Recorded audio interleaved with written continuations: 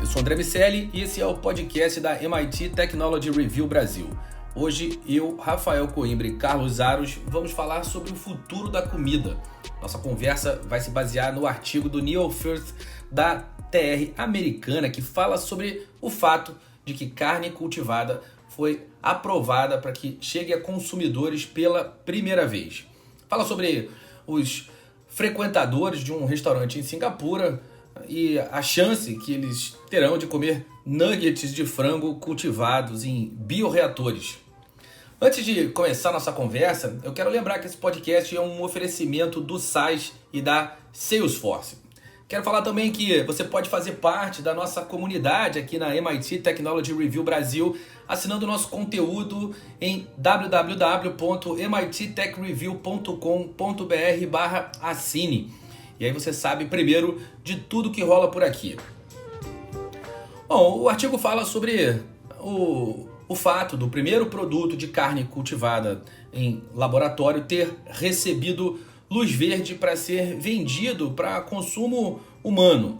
Nessa aprovação histórica, os reguladores de Singapura concederam a uma empresa chamada Just, uma startup sediada em São Francisco, o direito de vender frango cultivado num formato de nuggets ao público.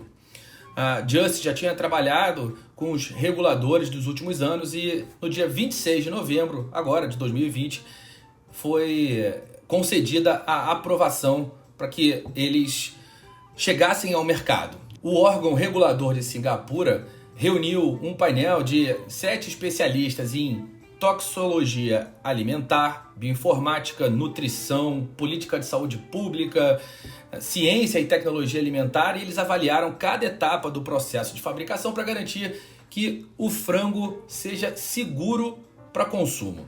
A maioria das carnes cultivadas é feita de forma semelhante. As células são retiradas de um animal e elas são alimentadas com um caldo nutritivo, colocadas num bioreator, onde elas se multiplicam até que haja o suficiente para fazer um nugget, por exemplo, uma almôndega, um pequeno bife. Essa indústria progrediu muito, tem um desafio de custo ainda muito grande para que se ganhe escala, mas agora a gente vai ver o teste associado ao sabor acontecer pela primeira vez. Existem investidores muito famosos como o Richard Branson, o Bill Gates, a tradicional fabricante de carnes Tyson Foods, e esse é um jogo que promete mudar muito do que acontece no mercado, não só em função da alimentação, mas também em função da necessidade de espaço para alimentar o gado que hoje em dia é necessário, os frangos que hoje em dia são necessários, e os desdobramentos disso prometem ser muito grandes. Tanto Singapura quanto Israel deram boas-vindas a essas startups e eles devem ser os países que vão liderar essa revolução no mundo. Os empreendedores dessas startups dizem que os governos devem seguir o exemplo de Israel e Singapura e começar a tratar iniciativas como essa como iniciativas de energia renovável e de saúde global, que essa é uma questão que muda a vida na Terra de maneira muito significativa, caso evolua. Vou começar perguntando para o meu amigo Rafael Coimbra, nesse contexto de desenvolvimento de carnes, meu amigo, qual carne você pretende cultivar na sua casa? Carne de gafanhoto. Já provei grilo frito com chocolate e já provei grilo também com purê de batata, é sério. E gostei, tá? Tem uma crocância ali, bem temperado, obviamente, né? É gostoso. Eu acho que a solução tá mais por aí do que para essa carne de laboratório. Por que eu estou dizendo isso? Existem duas vertentes hoje no mundo tentando substituir a carne animal, mais propriamente a bovina, a suína, as aves, o que a gente consome mais. Eu estou falando de gafanhoto porque seria uma alternativa mais nutritiva e com o menor uso de recursos naturais. Mas uma linha é a que a gente viu explodir nos últimos 2 anos, ano passado muito fortemente, que são aquelas carnes vegetais que simulam uma carne animal. Então você faz ali um composto de elementos da natureza que, naquela fórmula química, no fim das contas, eles tentam simular a textura, o sabor, a cor do sangue, tudo ali com origem vegetal. Já provei também esse tipo de hambúrguer vegetal. Achei até mais gostoso do que o de carne de vaca, mas eu não como carne de vaca há muitos anos, desde que eu tinha 18 anos, então não sou a pessoa mais adequada para dar o veredito, mas eu achei melhor, talvez pelo excesso de temperos que tinha nesse hambúrguer vegetal. Isso já está rolando, isso tem funcionado. O que a gente está discutindo aqui, que o artigo traz, é algo muito mais ousado, que é, como o André explicou, pegar uma célula e cultivar aquela célula. É como se você criasse ali uma vaca, mas já tem gente fazendo isso também com frango, num tubo de ensaio. E você vai alimentando aquelas células, vai fazendo uma sopa primordial ali de carne, ela vai desenvolvendo uma estrutura, e aí, nesse sentido, esse tipo de carne leva mais vantagem, porque ele já tem ali a liga, vamos dizer assim, de uma carne mais parecida com a de verdade, não vai criar um animal ali por completo, mas uma parte dele. O grande ponto é que esse tipo de tecnologia ainda é extremamente, essa tecnologia é cara. Não se chegou ainda numa produção de escala capaz de você ali em poucos dias criar um produto, um bifão, vamos dizer assim, um bife de células de tubo de ensaio que seja tão viável quanto você criar um boi no pasto com todos os custos que existem, abater, fazer todo aquele processo tradicional, ainda não fecha a conta. Então acho que é uma questão de grana. Os Estados Unidos têm também empresas que estão trabalhando nessa linha e ninguém ainda chegou nessa equação. Se a gente conseguir sim criar algo que seja mais barato e atinja o consumo de massa, aí eu peso mais o lado, meu voto para esse lado da tecnologia. Por enquanto, acho que a gente vai ter que ainda desenvolver muita coisa, outras pesquisas, outras técnicas, para que isso se torne mais eficiente e barato. Carlos Aros, como é a sua relação com a carne, amigo? Olha, com certeza relação zero com o grilo, mas gafanhoto e afins. Mas esse ponto que o Rafa destaca é interessante, né? Porque no próprio artigo eles lembram do hambúrguer que ficou famoso lá em 2013 e que custava uma fortuna, né? E aí ele hoje talvez ainda custe uma fortuna um pouco menor, mas custa uma pequena fortuna. Mas a tendência é de que, com o passar dos anos, as tecnologias se tornem mais baratas, né? Você tem a adoção por parte da indústria, se percebe que há uma possibilidade de investimento hoje para que se ganhe lá na frente, e as coisas vão ganhando escala. Então, acho que não seria estranho se daqui a alguns anos, e aí eu não vou fazer um exercício de futurologia e dizer que é daqui a 3, daqui a 5, daqui a 10 anos, mas daqui a algum tempo, e eu suponho daqui a pouco tempo, a gente vai encontrar o bifão desenvolvido no tubo de ensaio. E tem um aspecto interessante, que seria o meio do caminho para todos os problemas que surgem, e a gente está falando sobre a falta de espaço para que se crie, faça criação de gado, não é, de frango e etc., em quantidade suficiente para abastecer uma sociedade que cresce cada vez mais, se torna cada vez mais voraz e que também desperdiça cada vez mais, que é a mudança do comportamento e essa nova linha que surge como padrão de comportamento, que é o tal do flexitarianismo, né? Um pensamento que não é novo, já vem aí já de alguns anos, mas que seria vamos colocar aqui entre aspas, o meio do caminho entre uma alimentação, uma dieta totalmente vegana ou vegetariana, mas que também não é puramente carnívora, tá no meio do caminho. Ou seja, você tem uma base mais equilibrada entre o consumo de carne, algo bastante pontual, mas a base dessa dieta o vegetariana. Então, esse seria o meio do caminho do ponto de vista de comportamento. A sociedade caminhar para isso, o que talvez seja mais difícil, claro, de manobrar, mas que é o meio do caminho para evitar que se tenha uma sobrecarga no sistema, e é por isso que há um estímulo também da indústria para promover isso. Não à toa, aqui no Brasil mesmo, a gente assistiu a fabricantes de alimentos colocarem produtos plant-based no mercado para estimular, de alguma maneira, essa mudança. Olha, o Rafa, eu não testei, confesso, mas o Rafa testou e disse, olha, tem um sabor muito interessante, então é um estímulo para que as pessoas passem a consumir.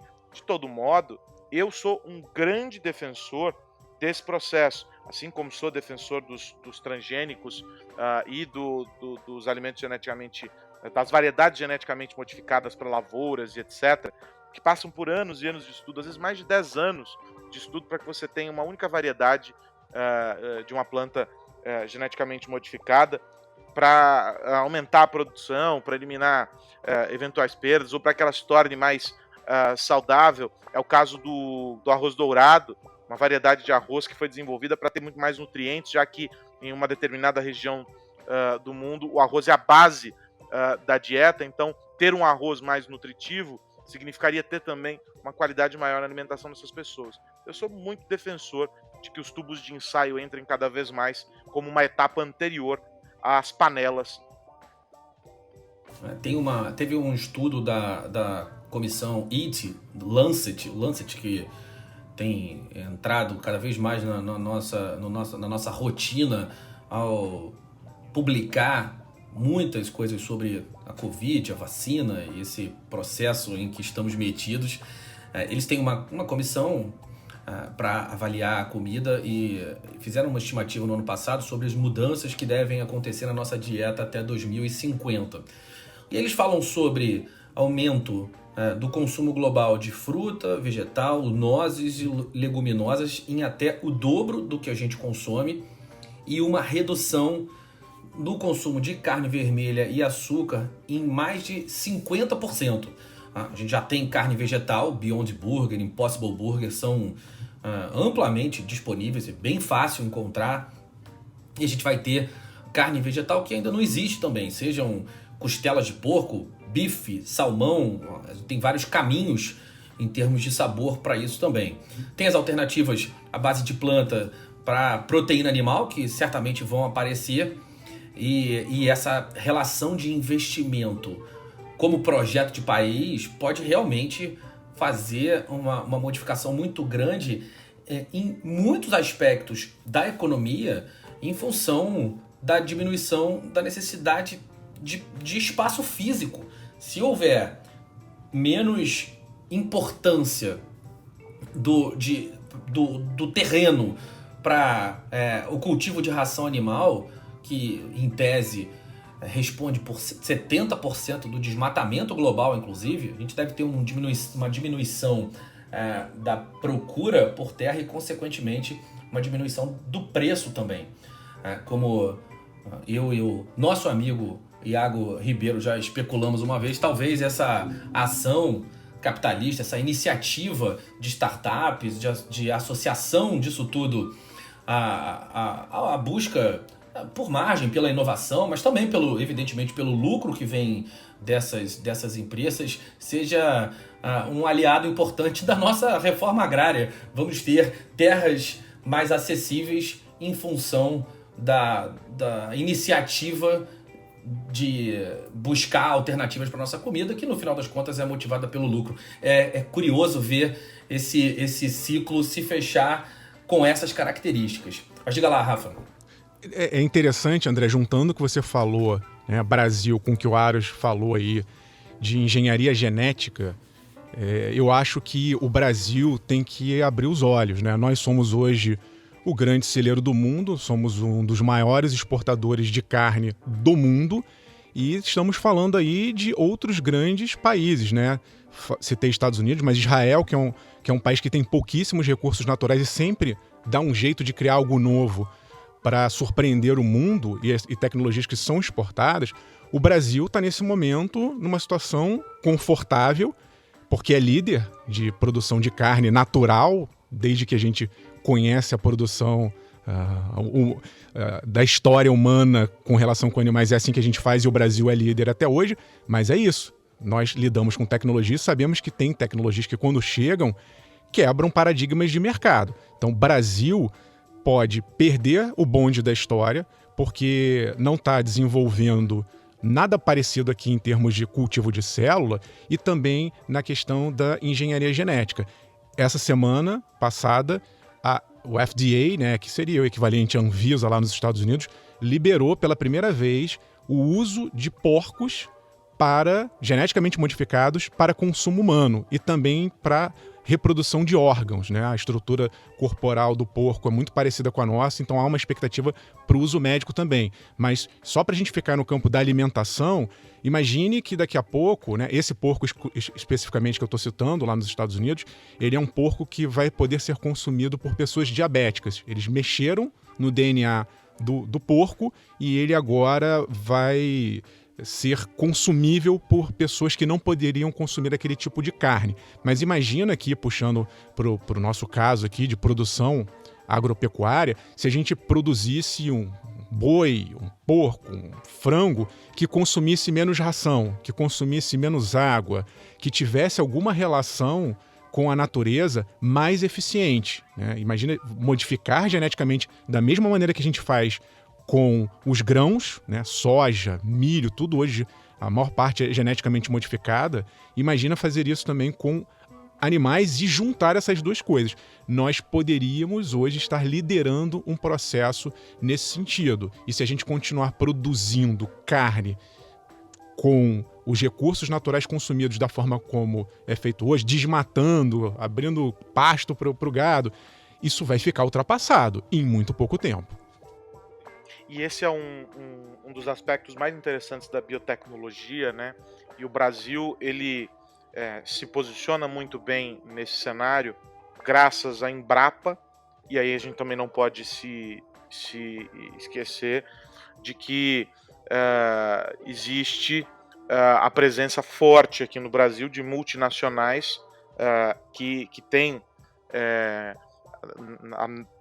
que fazem investimentos bem importantes em pesquisa e desenvolvimento, e que por isso nós temos aqui algumas variedades de plantas que foram modificadas para se adaptar a ambientes em que naturalmente espontaneamente elas não se desenvolveriam, né? E isso fez, por exemplo, com que fosse possível com um determinado tipo de cana, nós conseguíssemos produção dessa variedade em um solo mais seco. É uma variedade resistente à seca. O mesmo com a soja, que é resistente a uma determinada variedade de praga. E fora os melhoramentos que são feitos do ponto de vista nutritivo. Você deu o exemplo do porco, esse nos Estados Unidos, para os diabéticos, mas tem vários outros casos de alimentos que foram geneticamente modificados para atender finalidades específicas no campo da nutrição.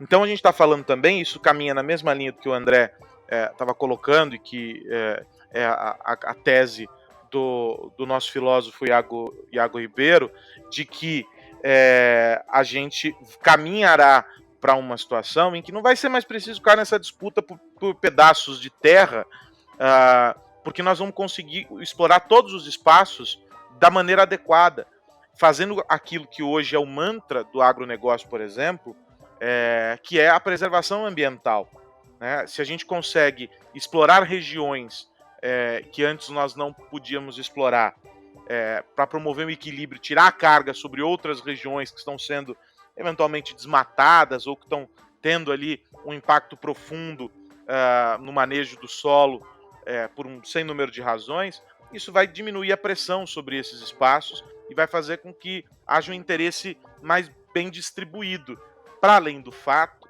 de que essas produções em laboratório, vamos colocar assim, né? A gente dá o exemplo aqui lá de Singapura com o artigo, mas olhando no mundo todo, eles aumentam a capacidade de produção.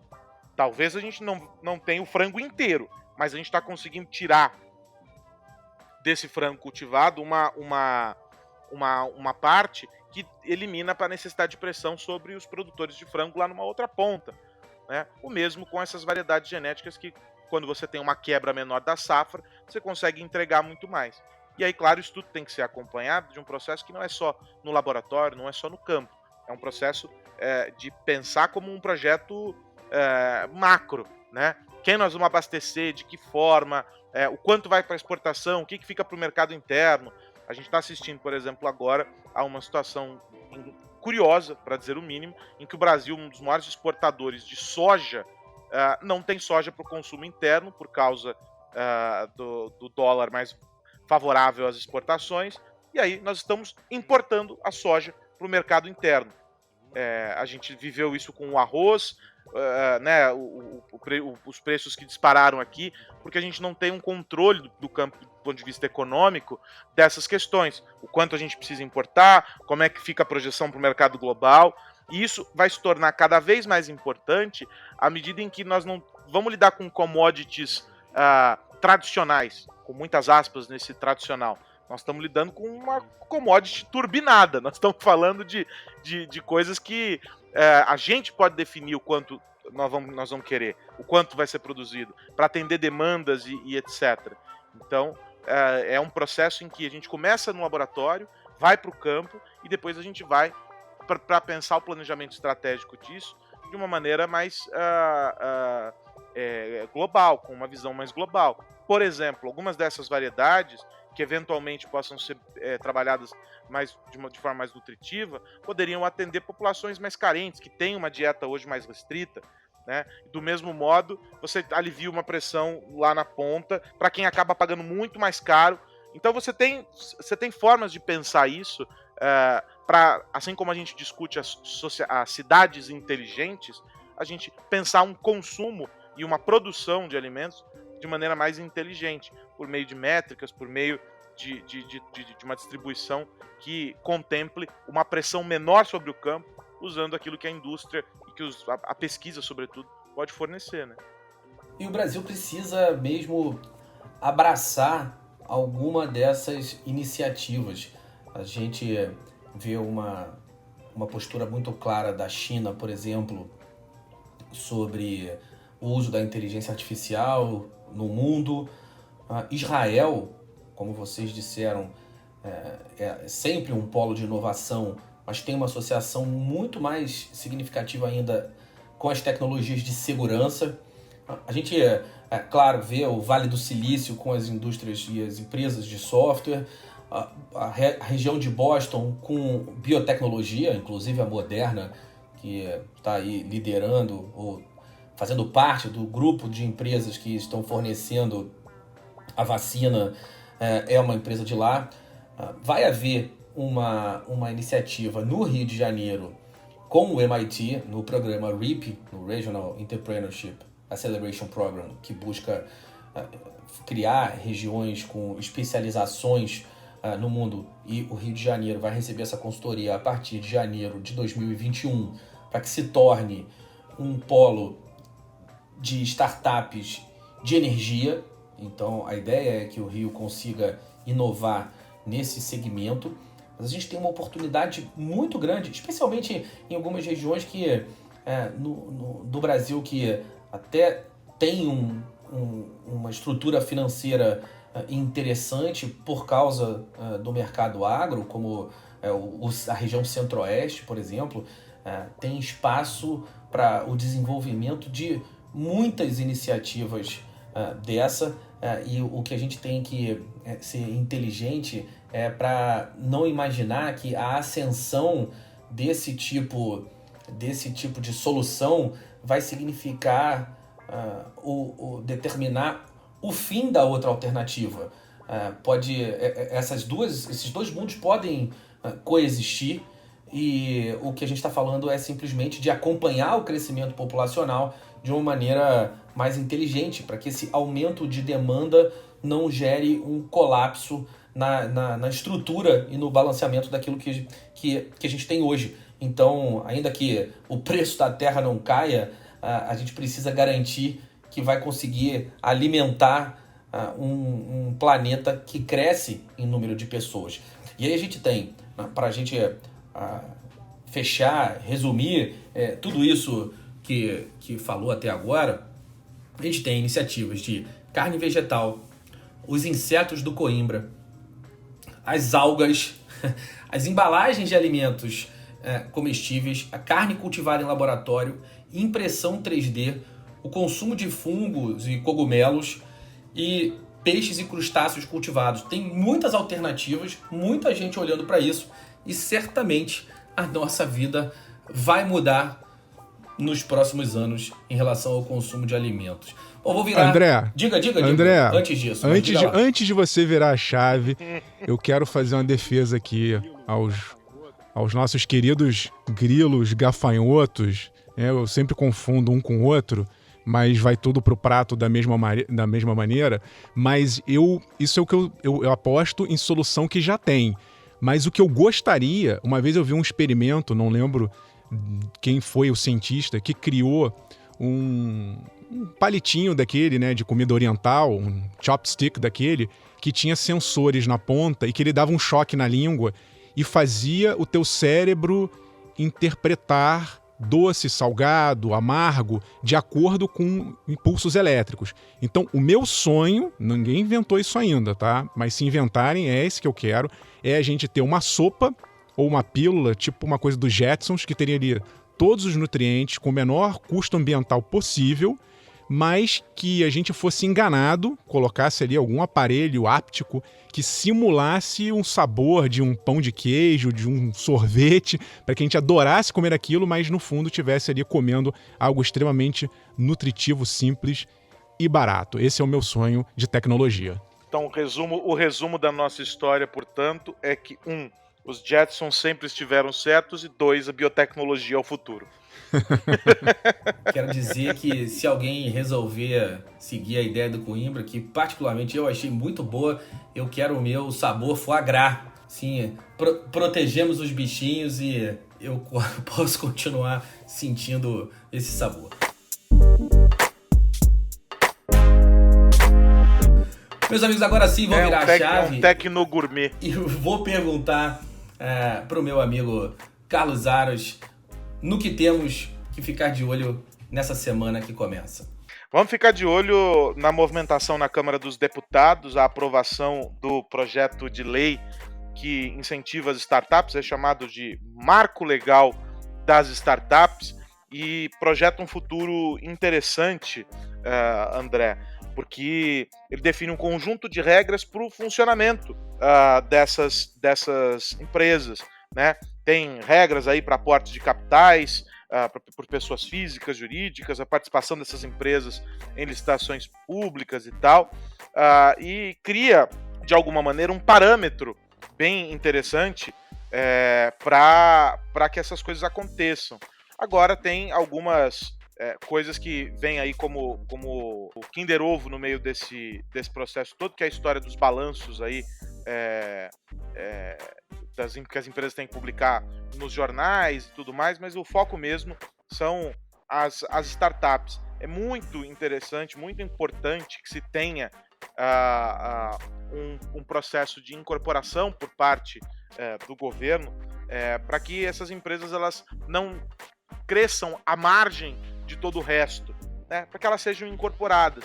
Daí que, por exemplo, o projeto permite que sejam criadas essas espécies de sandbox, não é? Para que se experimentem condições específicas para determinados setores. Isso foi muito importante em diversos casos ao longo dos últimos anos, e será cada vez mais importante, uma vez que a gente está falando de empresas que já nascem com a perspectiva de mudar a lógica, não é, que rege determinados negócios, determinados setores. Então, para que elas cresçam sem bagunçar todo o coreto, você pode criar esse sandbox de modo que elas testem e esgotem as possibilidades para saber se existe algum tipo de efeito sobre o ecossistema.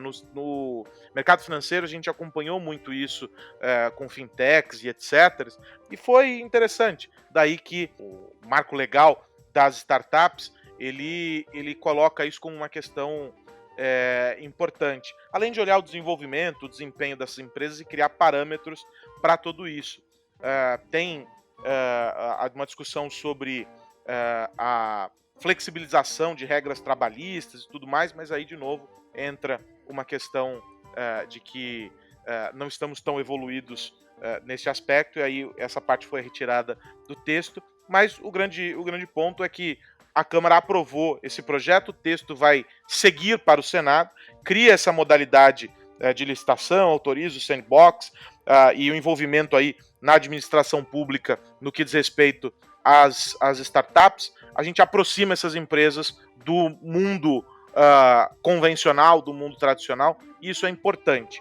Evidentemente, cabe discussão, vamos ver ainda o que tem de ponto positivo, o que tem de ponto negativo no meio de todo esse processo, mas só de não inviabilizar já é um grande negócio.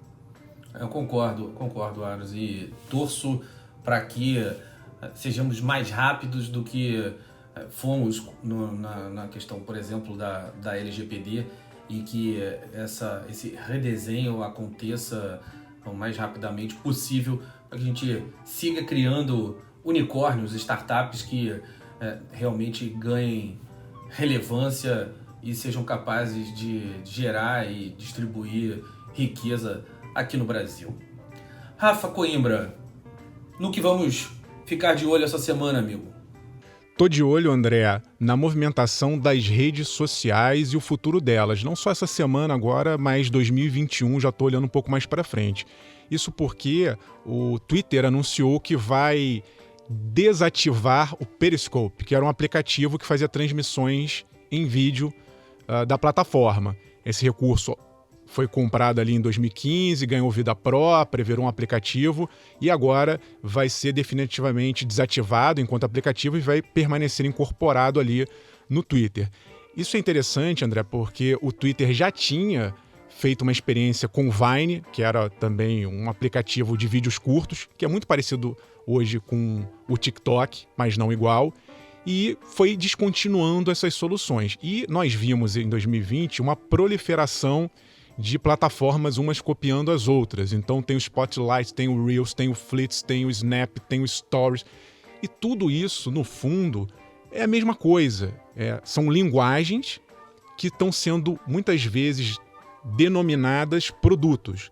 Eu acho isso um grande erro estratégico das plataformas. Não que elas não tenham que ter. Tá? Todas as plataformas hoje têm recursos de texto, áudio e vídeo. Tem foto, tem transmissão ao vivo, tem vídeos curtos, tem vídeos longos.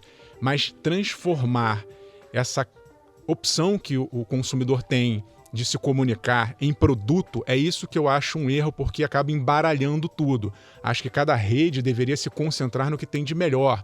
Talvez o Twitter ficar ali centrado no imediatismo, numa coisa mais jornalística em tempo real. O Instagram, que é mais visual, foto. O TikTok, que são vídeos mais de entretenimento e curtos. O YouTube mais faça você mesmo, aprenda, vídeos longos. Cada rede deveria encontrar uma característica de comunidade, de grupo, de audiência e trabalhar isso. E não tentar pegar o que eu estou chamando isso de linguagem, postar um vídeo, fazer uma transmissão ao vivo, isso é bobo tecnologicamente hoje. Todo mundo tem esse recurso.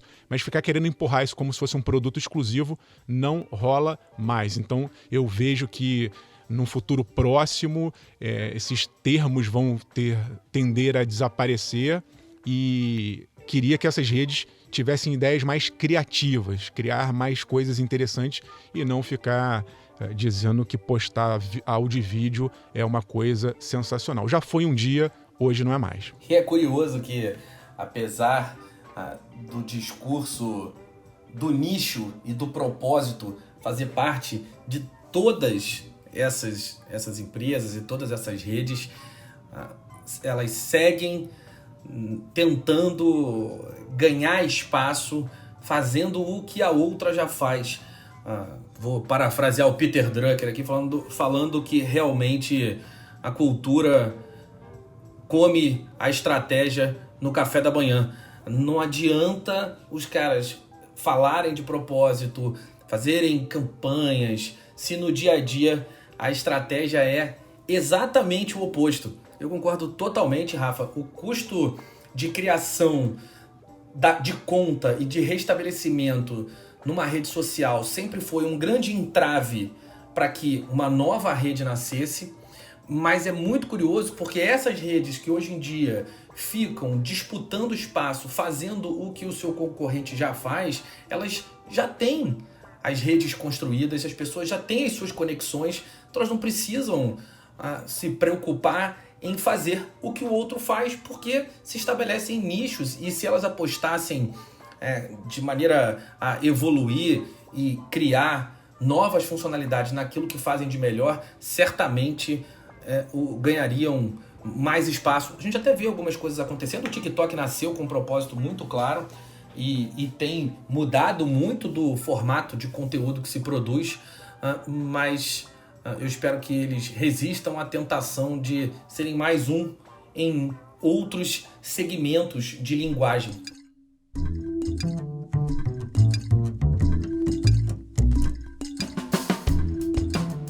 Meus amigos, é isso. Esse foi mais um podcast da MIT Technology Review Brasil, com o oferecimento dos nossos amigos SAS e Salesforce. Vou terminar convidando mais uma vez você que nos ouve a assinar o nosso conteúdo em www.mittechreview.com.br/assine. Venha fazer parte da nossa comunidade. Rafa Coimbra, meu amigo, até semana que vem. Abraço, André, Aros, abraço para todo mundo que nos ouve e faço o convite para você que escuta este podcast, que participe com a gente. Estamos aí na reta final de 2020, já fazendo um balanço deste ano difícil e uma previsão para o ano que vem. Então, diga o que você está achando, o que você mais curtiu em termos de tecnologia em 2020, o que você está esperando das grandes empresas tecnológicas para o ano que vem. Lá nas nossas redes sociais, MIT Tech Review BR, você pode bater um papo com a gente e dizer o que você está achando. Carlos Aros, até semana que vem. Um abraço para você, André, Rafa, até a semana que vem. E para quem está nos acompanhando, a sugestão de que fique ligado lá no nosso site, assine a nossa newsletter e, claro, escreva para a gente, redação@mittechreview.com.br. Semana que vem tem mais podcast da MIT Technology Review Brasil. Um abraço para você que nos ouve. Tchau.